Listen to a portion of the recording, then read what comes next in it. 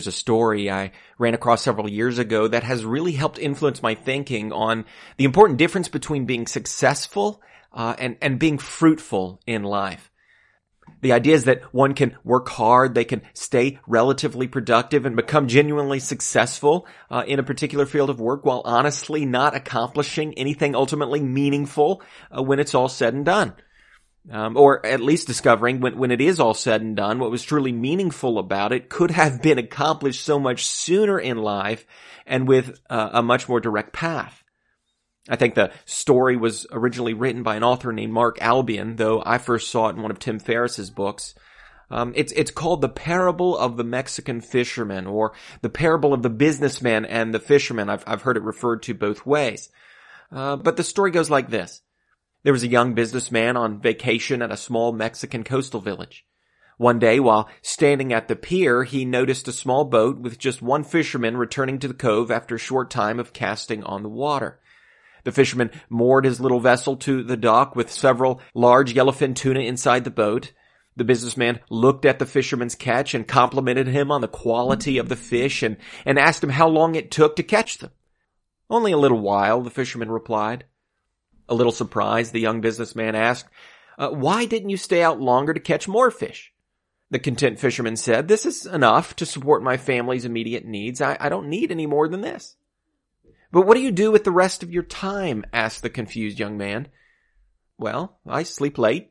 I fish a little, play with my kids, take a walk with my wife, stroll into the village every evening where I sip wine and play guitar with my amigos. I have a full and busy life, senor." The businessman scoffed. "Let me give you some advice. I'm a Harvard graduate with an MBA and know a little bit about business. If you spent more time fishing and with the proceeds bought a bigger boat, and with the proceeds from the bigger boat you bought several boats, eventually you would have a fleet of fishing boats. Then, instead of selling your catch to a middleman, you could sell directly to the processor, eventually opening your own cannery. You could control the product, processing, and distribution. Of course, you would need to leave this small coastal village and move to Mexico City and perhaps eventually to New York, where you could run the headquarters of your growing enterprise." The fisherman asked, "How long would all this take?" The young man replied, 15 to 20 years if you work hard." "What then?" asked the fisherman. The businessman laughed and said, "That's the best part. When the time is right, you would announce an IPO and sell your company stock to the public and become very rich. You could make millions." "Millions, senor? Then what?"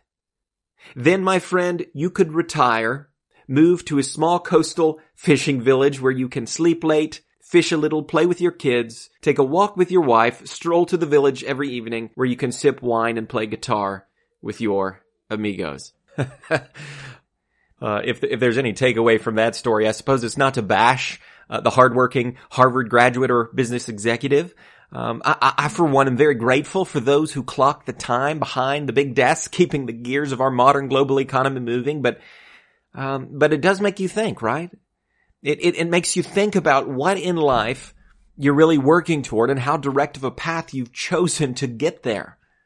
I know some people tend to work for the sake of work itself, while others out there will work more as a means to some other end. I tend to fall in the latter camp. The question then is, to what end are we working? And do we really think that end can only be reached at some distant date on the calendar, say when we finally reach the higher rung on the company ladder or that comfortable number in our retirement fund? If you're working for some material end, say a larger nest egg, a more prestigious position, maybe it's a bigger house or something like that, I imagine it may very well take you until retirement to reach that. But if you're working towards something more intangible, say a stronger marriage, or trying to build character in your kids, or giving more time to ministry in your local church and community, or growing closer to the Lord, I'll tell you, it would be a mistake not to give as much attention to those things as you can afford to do now. Why? Well, because those things don't require more dollars in the bank, or more degrees on the wall, or more busy work logged on the timesheet in order for fruitfulness and fulfillment to happen. The story of the Mexican fisherman reminds me a lot of the story in Luke chapter 10 when Jesus visited the house of Mary and Martha. In that account, you may remember Mary was content to sit at the feet of Jesus, to spend more time with him on a personal level, while the text says Martha was distracted with much serving, with running around the house to get things done. While Mary was just sitting on the floor talking with Jesus, Martha voiced her complaint, saying, "Lord, do you not care that my sister has left me to serve alone? Tell her to help me." From Martha's perspective, it didn't look like Mary was being very productive. But what did Jesus say in reply? He said, "Martha, Martha, you are anxious and troubled about many things, but one thing is necessary. Mary has chosen the good portion, which will not be taken away from her." Think about that. Mary chose the good portion. Question, does that describe your life? Have you chosen the good portion? Have you chosen what is truly fruitful and meaningful in life over the mere illusion of achievement, productivity, and busyness? Are you wasting precious years of your life, or your spouse and your kids' lives, or the life of your church family detouring around the very destination that's right in front of you? I encourage you, take a lesson from Mary and the Mexican fisherman. The fact is, you can be very productive and successful in your work and not very fruitful in your life. Well, that's all I'll say for today. Hopefully something here proves helpful. I want to invite you to like, subscribe, comment, share our channel here. Let us know you're out there. Stay tuned for more episodes to come.